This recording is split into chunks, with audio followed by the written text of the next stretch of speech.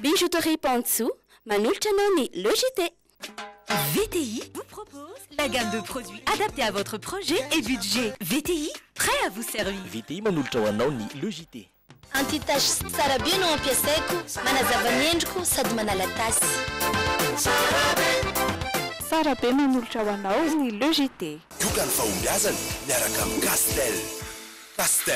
Castel manolotra ho anao ny le JT. Efa azo notifiena amin'ny endriny 10 centilitatra.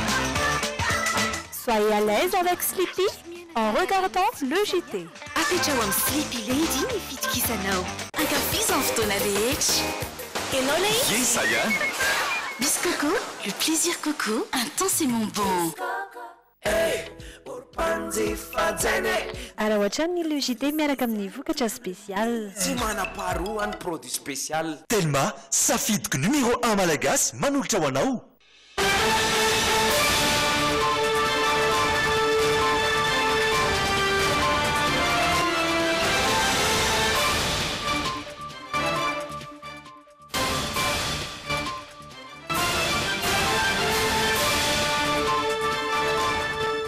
Rabatsika tompoko lasy tompoko vavy tonga soeto amin'ny le JT lotemba vaotsika ho an'androany talata 20 aprily.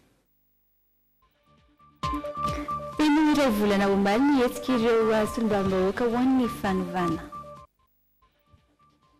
Maneho ny asa fampandrosoana ny filoham-pirenena dia ho aza ny toetra raha misy eto amin'ny firenena miamafy araka izany ho izy ny fitsinjovana ny sosialim-bahoaka. Nambara ny senina voamera-pirenena Maroatena amin'ny sanany fifidianana kosa fa androso datim-pifidianana izy ireo raha tsy tapa-kevitra ny androso izany datim-pifidianana izany ireo antoko politika mijoro eto amintsika.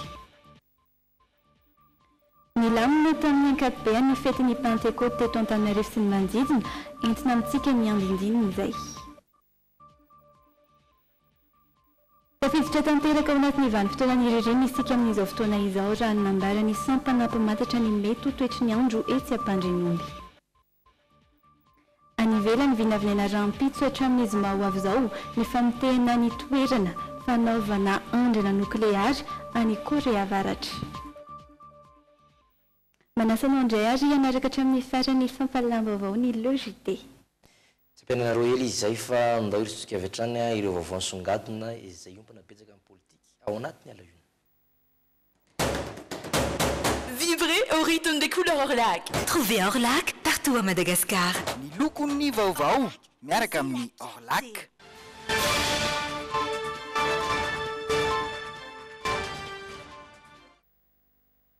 Manao ny asa fampandrosoana hatramin'ny filoham-pirenena na eo aza ny toetra raha misy eto amin'ny firenena.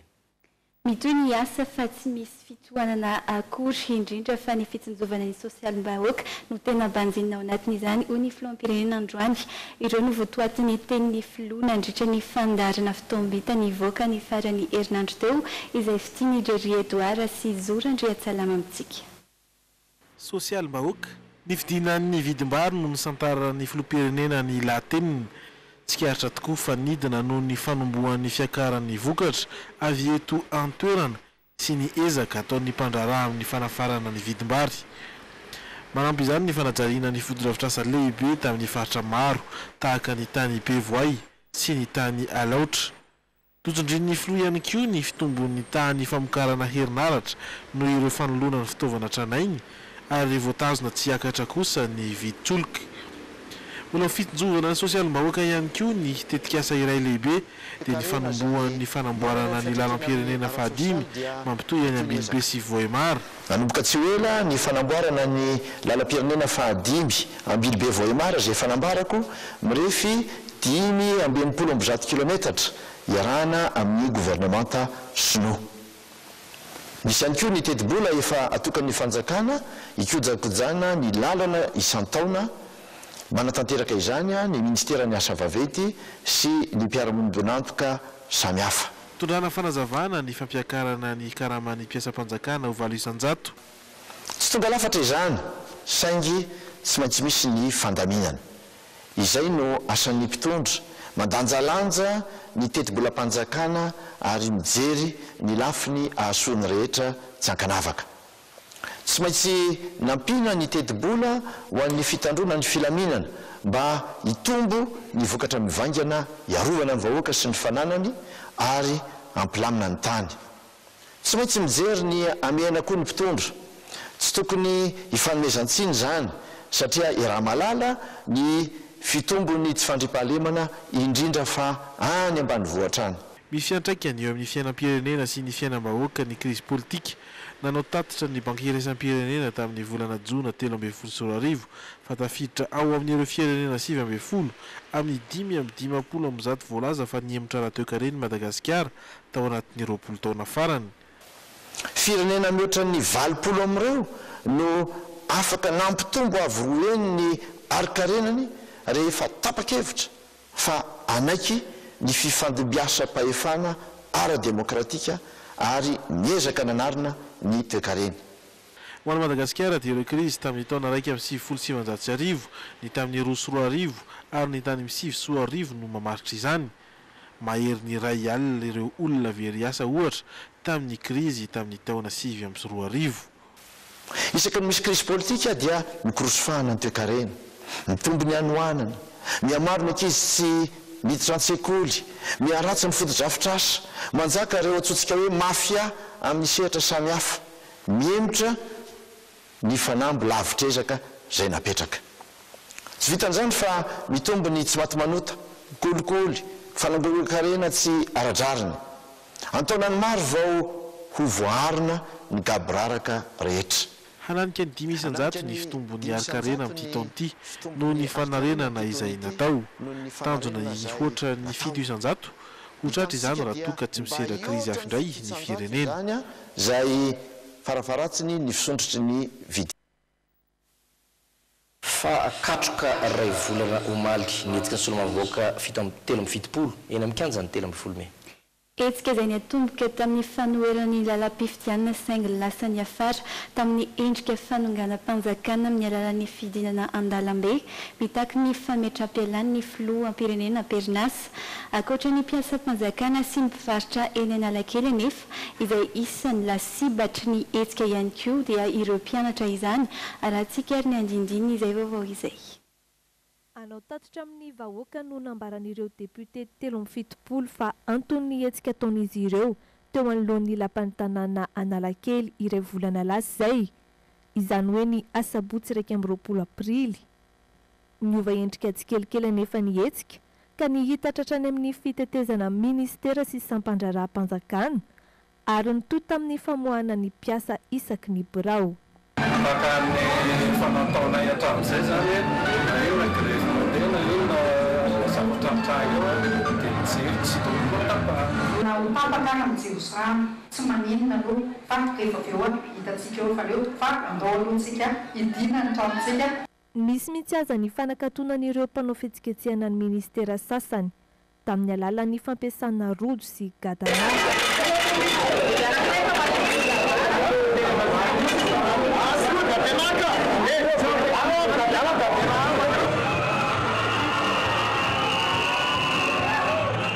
Mpiasa-panjakana ihany no mahatsiaro voakorotana hatramin'ny nisian'ny hetsika teo amin'ny kianjany 13 Mey.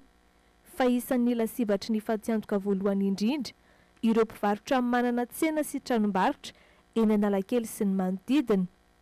Tao anatin'ny iray volana nisian'ny hetsika mahatsapy izy ireo fa ny hena ny vola miditra. Tena nijaly mihitsy ny mpivarotra satria ny hena tsisy olona mividy mihitsy ngamba amin'ilay olona matahotra ka ty Analakely fa namana rehetrarehetra dia mitaraina daholo hoe ny hena ny tsena hatramin'ny siny io zavatra eo amin'ny 13 Mey io.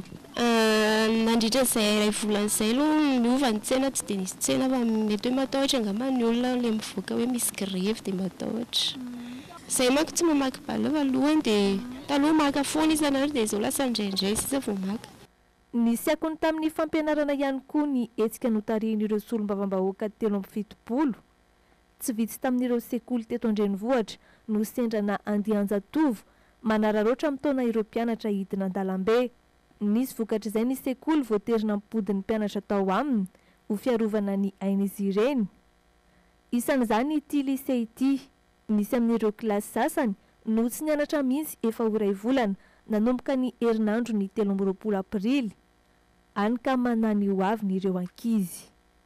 Dia aloha zany hoe matahotra sao dia hoe ho anay blanche ty anay ty dia ohatrany matahotra be zany zay hoe tsy mianatra lavy e. Nefa zay zao première dia le amin'ny terminal nefa ndeso première ihany miampy kely fotsiny amin'ny terminal dia manjary zay. Am'le classe d'examen zay dia matahotra ihany ohatra ka ny blanche satria ny ankizy classe intermédiaire tsy na miakatra classe ihany zareo fa nisy examen vita ihany dia miakatra classe ihany ankizy classe intermédiaire fa zay zany dia tsy maintsy tratra an'le classe na première eo zany zay dia miandry taona manaraka indreo vao manala fanadinana dia taonanao nefa mitombo any ianao tsy hoe mety anoka fa mety any ianao dia zay fahirana kely amin'le fiarahana amin'le izy zany. Iray volana nisiny izay nihetsiky ny fanovana teo amin'ny 13 Mey. Fanovana ny lalam-pifidianana no lazaina ho anton'ny fitakiana.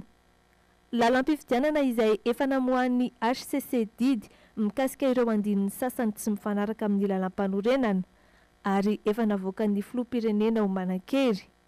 Niova ho fitakiana ny fametrapelan'ny filoham-pirenena zany ankehitriny ary mitohy ho lavareny ny fitokonana eny amin'ny 13 Mey. Fa nazo taratasy fiantsonana hoeny anivon'ny tobiny zandarme pirenena tetsy andrefan'Ibonjanahary androany hiera Somaromaka. Tsy tonga niatrika ny famitorana azy izay efa ny tenany raha ny fanazavan'ny mpisolo vavasy tamin'ny Sonia Andrenirina sy Zorandriatsalama dia narary izy ka izay no antony tsy nahatongavany androany. Fanadiadiana vetrany. Androany tamin'ny 7 ramaraina no fotoana voatondro hiatrehan'ny era Somaromaka ny famitorana azy tetỳ amin'ny Toby Ratsimandrava rehefa nahazo taratasy fiantsonana. Tsy tonga tetỳ an-toerana nefa ity farany fa ny mpisolo vavasy no niresaka tamin'ny tompon'andraikitra. Raha ny fanazavany ilay mpisolo vavasy dia narary era Somaromaka ka izay no tsy nahatongavany androany. Antony maromaro kosa no nampanatsoana azy raha nambara ny mpisolo vavasy hatrany. Efa fatapatatra zany hoe resaka menace, voies de fait, resaka atteinte à la sûreté de l'État. Mpitory tsy fantatra fa rapitsy mihitsy vao fantatra fa zay ny hoe aloha rapitsy mihitsy ngamba aloha miresaka fa mbola tsisy zavatra hoe tena fantatra ny androany aloha. Narary izy androany dia nangataka ho ahempotra fotsiny le izy dia rapitsy ho avy eo zay dia miaraka eo dia hita eo daholo. Avy eo ngamba vao hoe tsara miresaka aminareo fa tsy hitako hoe inona no mbola resahana zao. Raha ny fanazavana voaray hatrany dia raha mpitsy no iverina etỳ amin'ny Toby hiatrika izay famitorana zay era Somaromaka rehefa nangataka fanimorana. Tsy mbola fantatra kosa hatreto hoe iza no nitory azy raha nambarany ilay mpisolo vavasy hatrany. Isany heverina fa tafiditra ao anatin'izao fampiatsona ny era Somaromaka izao moa ny zava-nitranga tetsy Ampefiloha andro Vitsilasy izay no ny fietsika nataony tamin'ny loholona Olivier Rakotovazaha.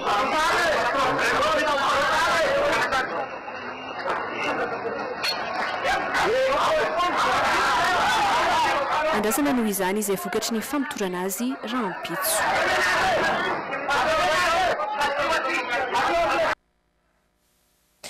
Vaovao mahakasika izay politika izay hatrany dia andrasana hatramin'ny 13 Jona ho avy izao ny daty aroso ny mponina politika. Raha tsy misy ny daty mivoaka hatramin'ny fepitaona io dia voatery ametraka daty ny eo anivon'ny seninina ny voamera-pirenena mahaleo-tena misana ny fifidianana tanjona ho azy ireo ny anatanterahana ny fifidianana amin'ity taona 2024 ity ary ao anaty ny filaminana sy fitonina nanao ny fanadiadiana Sonia Andrenirina sy Zorandriatsalama. Ametrika ny daty mpifidianana ny eo anivon'ny voamera mahaleo-tena misana izany raha toa tsy manapa-kevitra sy mandrososo-kevitra amin'ny daty ireo antoko politika tsy maintsy ho tanterahina amin'ity taona ity ny fifidianana ary izany ao anatin'ny fitonina.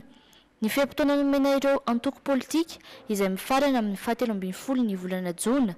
Nambaran'ny filohan'ny Sonia fa apetraka anaraka ny lalam-panorenana sy ny lalàna mifehy fifidianana izay nankatoavin'ny fitsarana avy momba lalam-panorenana izany. Mety ho tonga ao amin'izay zavatra ihany tsika rehefa kelikely fa eto aloha zany mbola misy ny fotoana kely ahafahana tena hoe mahafeno an'le fepetra rehetrarehetra dia mbola miandry. Nisy fotoana napetraka ny Sonia hatramin'ny 17 ny volana Jona izy dia miandry an'izay hoe ady hevitra isany tokony zany ahafahantsika miditra ao anatin'izay zavatra izay fa rehefa afaka izay fotoana izay dia hitantsika eo ny zavatra hitranga. etsakilany nambarany solontenany fiarahamonim-pirenena fa efa maro ireo tetikady apetraka isaparitra entina hanafoanana sy hitezanany olona amin'ny tsy tokony sy ny disadisa mandritry ny fotoam-pifidianana fa hoe le fitondrana le vahaolana zany a mbola tsy mbola misy hatramin'izao fa mbola mifandiniana sy satria lizy eto Tananarivo zany mbola tena mitondra n'izy dia mbola ro zany aloha zany mbola diniana sy fakafakaina ary zana arak'izay azo atao zany hoe ahoana ny hitadiavana ny vahaolana satria zany a isan'izay koa zany le projet TEV. Nosoniavina androany ny fifanaraha-piaramiasa teo amin'ny SONIA sy ny EKS sampandriarah eo anivon'ny vondrona Europeanina momba ny tetikasa isoroana ny disadisa mandritry ny fotoam-pifidianana. Ireo vaovao sosialy ny vaovao-pinoana sy ny maresaky resam-pirenena isany mbola miandry anao izany aoriany dokam-barotra.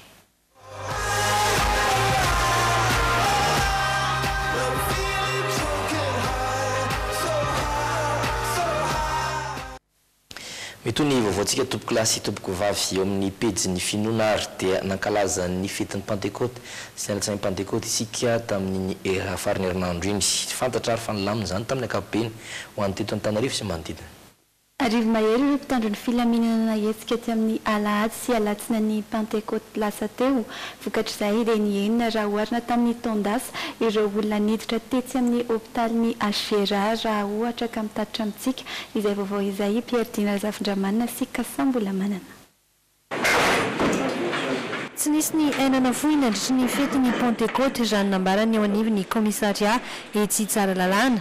Miisa roa kosa ireo faty nisy nahita izy ireo izay maty an-drano sy maty an-trano.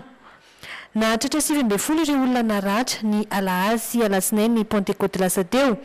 Mpandeha tongotra ny 4 ary mpandeha moto ny 7 tamin'izy ireo.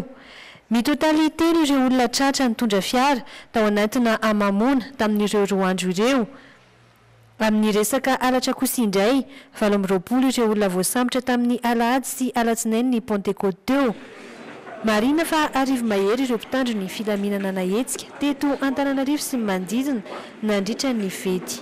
Ho an'ny tetsy amin'ny Agera dia niaina ireo olona nandalo teny tamin'ity taona ity raha ampitahaina ny taona 17 enina amby 300 izy ireo ny taona 17 raha toka 2 tamin'ity taona ity.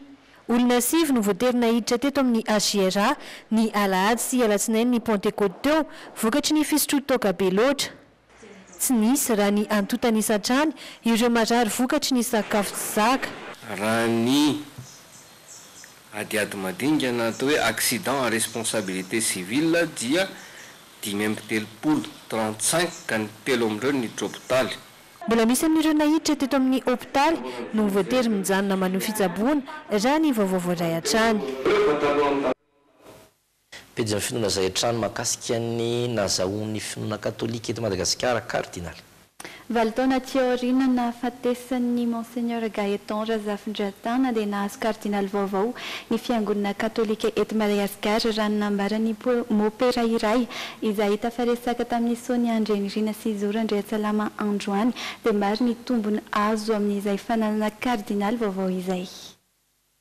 Efa nanomboka ny 9 Janoary taona 2020 andro nahafatesan'ny kardinaly Monseigneur Gaëtan Razafindratandra no tsy nanana kardinaly intsony ny fiangonana katolika teto Madagasikara. Izy izay tsy ahivina fa kardinaly teo anelanelany taona 2020 hatramin'ny taona 2020. 20 taona aty aoriana nahazo kardinaly vaovao isika. Ny Monseigneur Désiré Tsaraazana arsevekan'ny Toamasina no voatendry ho kardinaly ny Madagasikara. Nandritra ny Regina Kelly teo tao Vatican no nanambarany Papa François tamin'ny fomba ofisialy izany niaraka tamin'ny fanendrena ireo kardinaly 14 vaovao eo anivon'ny fiangonana katolika manerana izao tontolo izao. Chi per resurrezione infinito di Domini nostri Gesù Cristi. Ny fanazavany mopera eto anivon'ny ekara antomadinika dia maro ny tombontsoa azo amin'izay fahazoana kardinaly izay. Mifandray akaika amin'ny solotenam-papa eto Madagasikara izy aloha amin'ny lafiny ataontsika hoe asa diplomatika dia resaka araka mba firenena sy ny hoe amin'ny Vatican dia mifandray akaika zareo. Ny faharoa moa zany dia hoe eo amin'ny lafiny hoe raha misy nataontsika hoe fifidianana ho papana ohatran'izany anisany ao ny cardinaux zany a izay afaka hoe afaka mifidy koatran'izay moa dia ataontsika hoe manamora kokoa ny fifandraisana amin'ny any Vatican ny fahazahoana cardinal anankiray koa izy manambara ihany koa hoe fiadanana eo amin'ny firenena anankiray. Araky ny fantatra dia ny 7 Jona ho avy izao no anatanterahina sorona masina lehibe ametrahana ny Monseigneur Désiré Tsaraazana cardinal vaovao eto Madagasikara. Mariana moa fa ny 13 Jona taona 557 izy noteraka tao Sambava notendrena ho eveka ny feno arivo atsinanana tamin'ny taona 457. Ny taona 24 kosa izy no eveka ny diocèse ny Toamasina ary lasa artseveka ny Toamasina kosa nanomboka tamin'ny taona 12 ary izao lasa kardinaly ny fiangonana katolika eto Madagasikara izao. Vaovao ny sosialy sy dia tafiditra tanteraka ao anatin'ny vanim-potoana ny ririny isika amin'izao fotoana. Iavaka kely ny amin'ity taona ity fa somary fohy izany raha ny fanazavan'ny teknisianina fa mazatra ny mety toetry ny andro etsy Ampandrinomby etsy ankilany dia ho tafidina hatrany amin'ny 7 hatramin'ny 7 degré ny maripana eto Antananarivo raha toa ka tafidina 2 hatramin'ny 8 degré ny any Vakinakaratra nanao ny fanadihadiana mahakasika izay Rinandre Malala sy Anja Rakotonorainy. Efa miaina tanteraka ao anatin'ny ririnina isika eto Madagasikara nanomboka ny herinandro teo. Tsy hitovy amin'ny ririnina hatramin'izay ny ririnina amin'ity taona ity fa somary fohy. Raha ny nambaran'ny teknisianina mpamantatra ny toetry ny andro toy ny amin'ity herinandro ity dia heverina hiakatra ny hafanana manomboka raha-pitso. Ho vitsivitsy kokoa ny toetrandro mangatsika be ohatra ny lenainantsika teo ary mbola tsy le extrême mara lenainantsika teo fa ny volana Jona matetika ny tena miseho ny toetrandro tena mangatsika. Tsika zany zao efa mirona makany amin'ny volana Jona dia efa miditra makany amin'ny vanim-potoanan'ny ririnina zany tsika. Ho an'ny eto Antananarivo idina 7 hatramin'ny 7 degré Celsius ny maripana ambany indrindra raha toa ka manodidina ny 8 hatramin'ny 2 degré izany any amin'ny faritry Vakinakaratra. Ny ainantsika teo zany zao nahitana fidinana teloko hatramin'ny 9 degré tsika teo zay tena hoe hitsapany vatana mihitsy le izy 25 degré nidina taty amin'ny 19 fa 21 degré taty amin'ny faritra avo dia nilana Atsinanana nosy nisan'ny tena azo rotsakorana tamin'ny weekend teo tany amin'ny faritra Atsimo Atsinanana nahita 100 mm mahery tao anatin'ny 4 ora dia nahitana fidinana ihany koa ny 24 degré mangatsiaka zany raha ny morotsiraka Atsinanana nosy. Marina fa efa nanomboka misava ny alizay izay nandalo teto amintsika ny farany herinandro teo efa hita eny an-dalambe ihany koa ireo fitafy manamarika ny vanim-potoanan'ny ririnina. Fiantsika kely ny vaovao ara-pinoana isan'ny ranamarika ny andron'ny Pentecote ny fiangonana Pentekotista mitambatra eny Ambodiady Akadindramamy. Nanatrika izany ny filohan'ny fikambanana FAV5 Navra Olodinina sy ny vadiny izay filohan'ny sampana sosialy fanantenana ihany koa ankoatra ny fanolorana vola mitetina roa tapitrisa ariary dia nanome fanampiana ireo sokajy taona rehetra tao amin'izany fiangonana arahantsika manaraka izao ihany koa izay filohan'ny FAV5 izay. Ny Pentecote no anatrana ny filohan'ny fiangonana Pentekotista mitambatra isan'ireo nanamarika izany ny solombavambahoaka Navra Olodinina mianakavy ary ny safidy ny aram-bavaka sy ny nanohy ny fanampiana ho an'ny fiangonana Pentekotista mitambatra ao amin'ny fokontany misy azy ireo eny Ambodiady Akadindramamy miaraka tamin'ny sampana sosialy fanantenana FAV5 izay tariny Ramatoa Andriniala Raolodinina. Ama Pentecote izay andro izay dia ny tenin'Andriamanitra tao amin'ny Korintianina voalohany 7:12 no safidiny hatolotra ny fiangonana.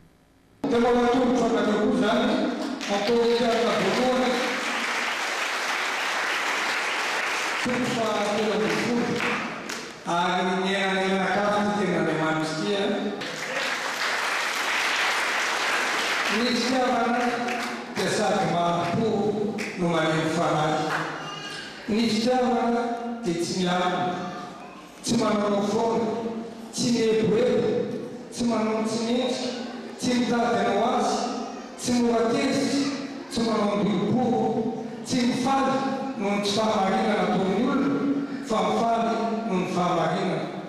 Mananatsino ny zavatra rehetra, mino ny zavatra rehetra, manantena ny zavatra rehetra, mandefitra ny zavatra rehetra. Fombola zaza dia ny teny toy ny zaza, ny hevitra toy ny zaza, saina toy ny zaza,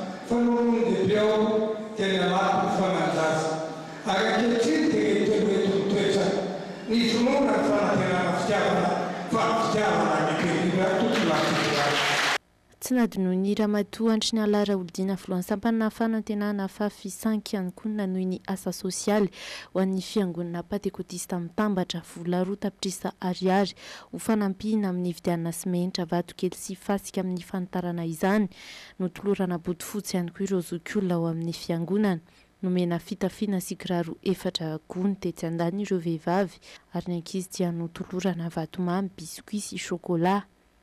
Dia araka ny fangatahan'ny pentekotista mitambatra eto Ambohidagadramamy izay mikasa ny anitatra fiangonana ary zareo raha sitrapon'ny tompo dia manolotra fasika izay dia manolotra ihany koa simon sy vatokely. Ankoatran'izay dia tsy hoe mandalo fotsiny izay fa misy zokiolona ao dia toloranay bodofotsy ihany koa izy ireo satria ririnina ny andro tsiraray avy dia toy ny mahazatra misy ankizy ihany koa dia misy atolorana bonbon sy biscuit ary chocolat ihany koa ary tsy adino ihany koa ny renim-pianakaviana fa misy akanjo fitafy izay atolotray ampitiavana azy ireo koa satria latsahan'ny fanamasina moa zao dia ny firarianay dia engane mba ny olona manan-katao dia mba ho latsahan'ny fanamasina ihany koa ka anampy an'ireny olona sahirana ireny satria ny erikerika tokoa no mahatondratra. Nampatsiahy ramatoa andry ny alara olodina vadiny solombavam-bahoaka fa amin'ny sabotsy sy fetiny reny izao dia isy ihany koa fiara misakafo ara-pahasalamana zaraina ho an'ireo zokiolona misa 300 ao Manjakaray ataon'ny sampana sosialy fanantenana ao anatin'ny fafisainky.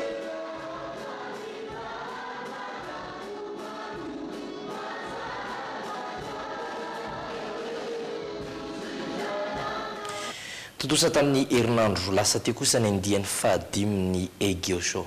Egeo Show izay hetsika manokana ho an'ny kolontsaina aziatika raha ny eto Madagasikara niavaka ny toerana nanaovana ny hetsika tamin'ity taona ity satria tetsy amin'ny plaza Ampefloana no natanterahana izany ny fahombiazana nandritra izay andro fahatelo izay ary no ampianana aminao anatin'ity fintina hoentiny miarso rojo ravaka sy Stéphane Rakotombalala ity.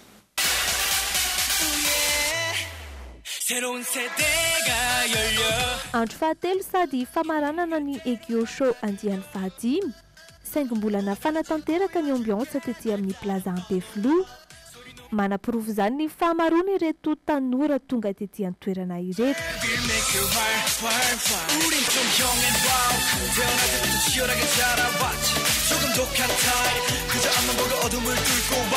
Ny fanojo tamin'ny andro fety moa ny hetsika ka izay jerena rehetra korana sy afaliana avokoa.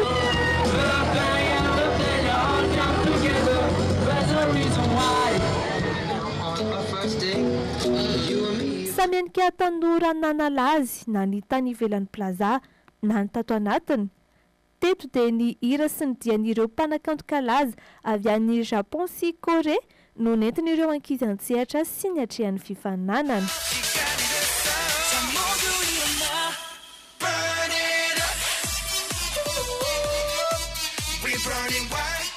Tsy zanatra eo nefa ny fety sy ny hetsika irana mpikarakara satria manomboka ny alakamisy izao dia efa manome fotoana antsika sahady any amin'ny village Foarandota-penaka mandritra ny mode beauté bien-être hetsika natao indrindra hanomezan-danja ny fikoloana ny vatana ary ahafahana ihany koa mijery fanomezana amin'izao ankatoky ny fetiny ireny izao. Fa vonona anolotra fanomezana ho an'ireo izay mividy finday ao aminy kosa ny Elite Techno manomboka ny 20 hatramin'ny 20 May ho avy izao. Tolotra natokana indrindra ho an'ny fetiny ireny izany ary manakely amin'ireo tranombarotra tekno rehetra manerana ny Madagasikara. Tolotra miavaka no entin'ny Elite Techno any mpanjifa amin'izao ankatoky ny fetiny ireny izao izay iarahany miasa amin'ny boutique modèle. Anomboka ny 13 May ka hatramin'ny sabotsy 9 May ho avy izao izay rehetra mividy smartphone Techno dia afaka misafidy akanjo iray maimaimpona ao amin'ny boutique modèle Akazomanga na Itos Horizon na Ambohipao. Araka ny efa mahazatra dia dia tsy mitsatra manome fahafatoro hatrany ny ato amin'ny boutique Elite Techno amin'izao fetiny ireny izao dia manana tolotra vaovao be indray izay ho an'ireny rehetra manomboka amin'ny alarobia 13 May ka hatramin'ny sabotsy 9 May izay rehetra mividy smartphone ato aminay dia mahazo robe maimaimpona ao amin'ny afaka misafidy zay tiana mihitsy zany amin'io ao amin'ny boutique modèle zany afaka hitanao eny Ambodinisotry, eny amin'ny Tosy Horizon, eny Ambobao.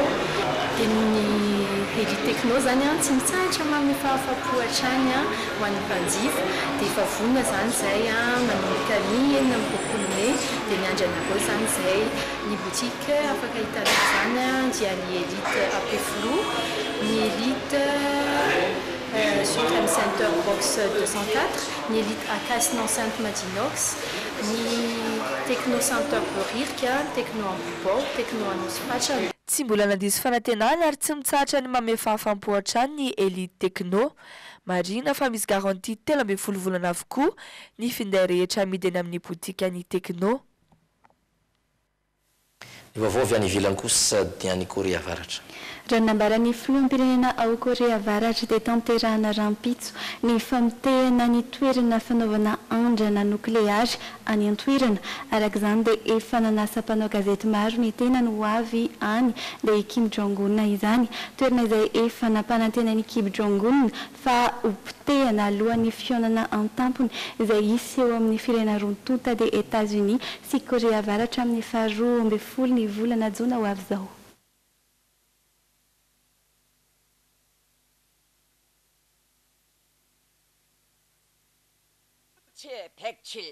Nandritra ny fionan'ny filoha Amerikanina Donald Trump sy filoha Kim Jong-un izay mitondra ny Korea Avaratra amin'izao fotoana izao no nitenenany fa hopotehana ny toerana fanaovana andrana nokleary ao Pyongyang. Mba hanehoana ny fihetsika tsara no nanaovany izany hoy Kim Jong-un ity filoham-pirenena ity izay malaza ho mpanao didi-jadona. Iray volana lasa raha teo izay no nanambarany Korea Avaratra fa tsy hanao andrana nokleary intsony izy ireo. Ho porofony amin'izao tontolo izao ny fihetsiny ary tena nanasa mpanao gazety maro avy amin'ny firenena samihafa ny filohan'ny Korea Avaratra mba hanatrika ny fandravana ny toerana fanaovana andrana nokleary rampitso. Isan'ireo nasaina i Rafael. Mbola tsy fantatra mazava ny fandaharam-potoana saingy efa maro ireo mpanao gazety namana tonga. Teto Pekin izahay no nigadona ary eto izay vao hanomboka ny asa rehetra. Tsy maintsy mandeha fiaran-dalam-by raha teo izay vao tonga any amin'ilay toerana fanaovana andrana nokleary. Vinavinaina rampitso hatramin'ny zoma izao ny amitehana ity fanaovana andrana nokleary ity. Mariana fa any avaratry Korea Avaratra no misy izany toerana izany. Amin'ny alalan'ny fanapohana bomba no hanaovana izany famotehana izany ho izy ireo. Raha tsy ahivina, miisa enina izay ny bomba nokleary napoaka tamin'ity toerana ity ny farany teo izay nitranga ny volana septambra taona 1714. No marian'ireo manam-pahaizana fa efa imbetsaka no saika amitehana ity toerana fanaovana andrana nokleary ity, saingy rehefa misy toe-zavatra tsy mifanaraka amin'ny filoha Kim Jong-un dia averiny ampiasaina indray izany. Ministre Shinzo Abe se demande si ireny ny vaovao azona tolotra ho antsika ho an'ny androany fa ny tapany faharoa dia mbola misy hatrany. Ampahafantaritra ao anatin'ny ID Sport anio ireo ekipa valo ao anatin'ny vondrona A sy vondrona B hiatrika ny fiadiana izay ho tompon-daka eran-tany. Ny antso-tolo-tanana ao amintsika kosa ny ety androany ity Gracia zazakely vao 10 volana monja, olana eo amin'ny afero no mitarika ny tsy fahatomombanana eo amin'ny asy. Tetikasan'ny mpianatra amarana ny taona eny amin'ny université dia ny andefa Bretzel eny amin'ny Abakabaka no arantsika ao anaty ny hafakely. Mbola asaina renao tsy hisaraka aminay ao anatin'ireo zanam-pandaharana vitsivitsy ireo anatin'ny tapany faharoa dia Francis Turbo sy Andranaina Trano no hiaraka aminao iza kosa no mametraka ny veloma mandray-pitafa indray.